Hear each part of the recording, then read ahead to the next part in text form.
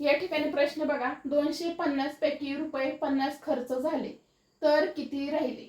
आता जे किती राहिलेली रक्कम आहे ते आपल्याला काय करायचे, टक्क्यामध्ये सांगायचं आहे.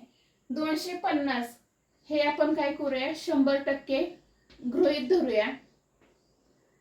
आता 250 पैकी रुपये 50 खर्च झाले म्हणजे शिल्लक किती राहिले, तर 200 रुपये काय झाले, शिल्लक राहिले. म्हणजे 200 म्हणजे किती.